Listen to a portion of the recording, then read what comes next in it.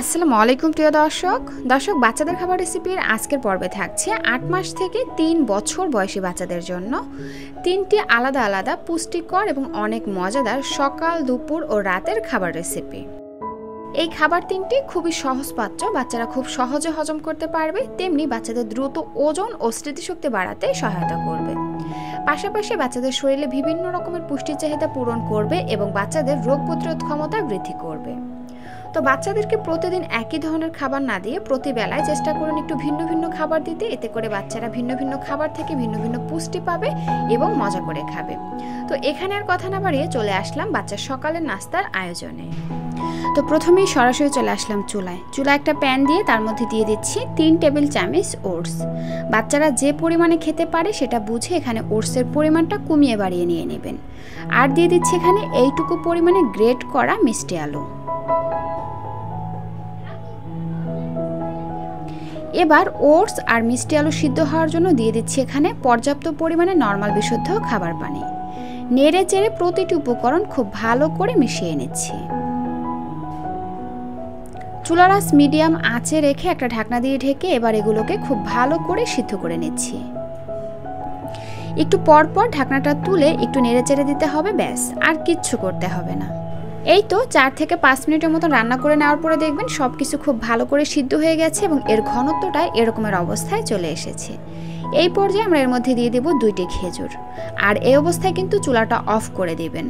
তারপরে নেড়ে চেড়ে ভালো করে মিশিয়ে নিয়ে একটা ঢাকনা দিয়ে ঢেকে এগুলোকে 2 মিনিটের জন্য এভাবেই রেখে দেব। আর 2 মিনিটের মধ্যেই দেখবেন যে চুলার যে তাপ রয়েছে খাবারের গরমে খেজুরটা নরম হয়ে আসছে।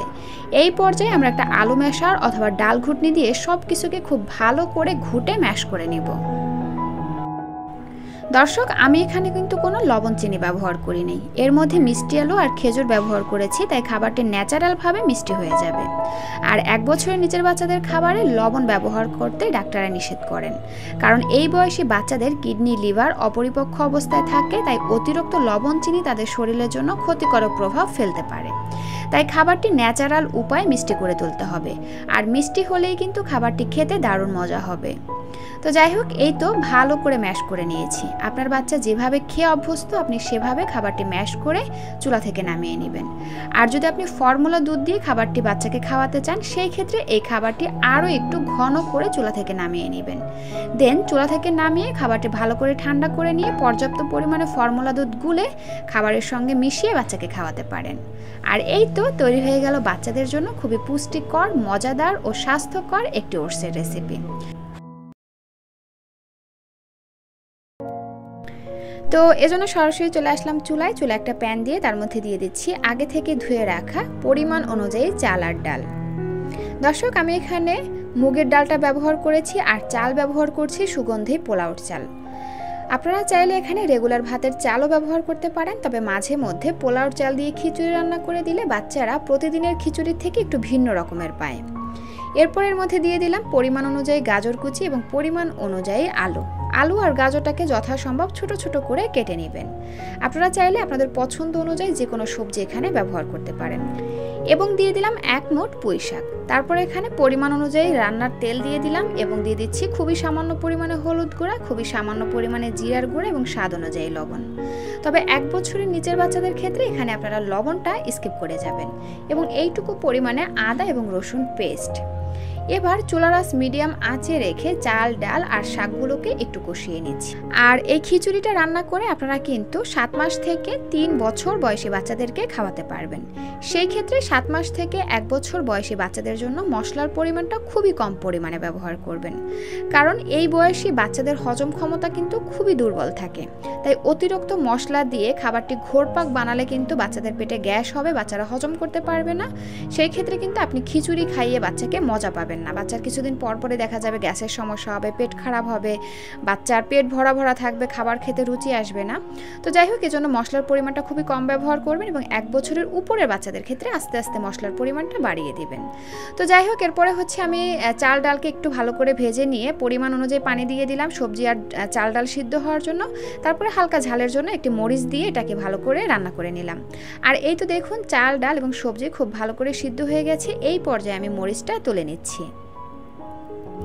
এখন একটা আলু ম্যাশারের সাহায্যে আমরা এই খিচুড়িটাকে ঘুটে নরম করে নেব। 1 বছরের নিচের বাচ্চাদের ক্ষেত্রে অবশ্যই খাবারটি খুব ভালো করে ম্যাশ করে দিবেন, যাতে বাচ্চা খুব সহজে খেতে পারে। যেহেতু এই বয়সী বাচ্চারা গিলে খেতে অভ্যস্ত, তাই খাবারটি যথাসম্ভব নরম এবং ভালো করে ম্যাশ করে নেবেন। 1 বছরের উপরের বাচ্চাদের ক্ষেত্রে খাবারটি হালকা দানাদার করে ম্যাশ করবেন, এতে করে বাচ্চা আস্তে আস্তে চিবিয়ে খাওয়ার অভ্যাস হবে। তো যাই হোক, আমি এখানে খুব ভালো করে খাবারটি ম্যাশ করে নিচ্ছি, যাতে 1 বছরের নিচের বাচ্চারা খুব সহজে খাবারটি খেতে পারে। এই তো দেখুন, খাবারটি কিন্তু অনেক সুন্দরভাবে ম্যাশ হয়ে গেছে।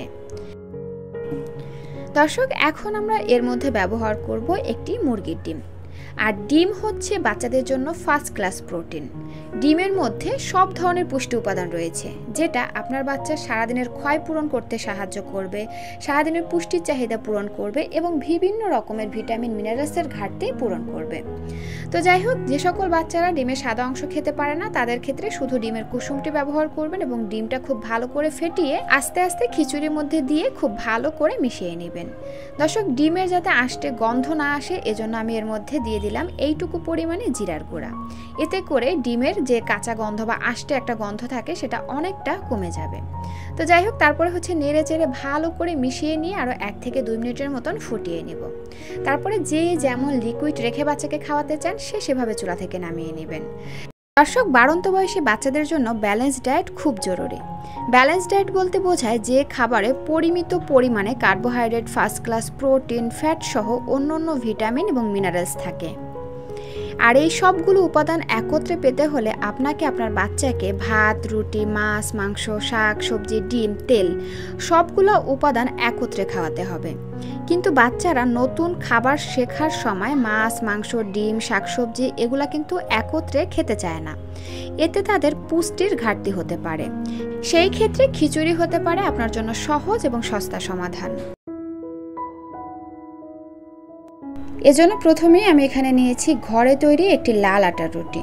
সাদা আটার তুলনায় লাল আটার রুটিতে বেশি পরিমাণে পুষ্টি থাকে। রুটিটাকে আমি হাত দিয়ে ছিঁড়ে ছোট ছোট টুকরা করে নিচ্ছি, যেমনটা আপনারা স্ক্রিনে দেখতে পাচ্ছেন।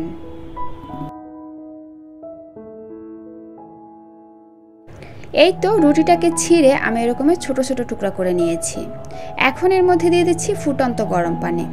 যে সকল বাচ্চাদের খাদ্য তালিকায় গরুর দুধ যুক্ত করেছেন, তারা কিন্তু এখানে পানির পরিবর্তে গরুর দুধ দিয়ে এই রুটিটাকে ভিজিয়ে নিতে পারেন।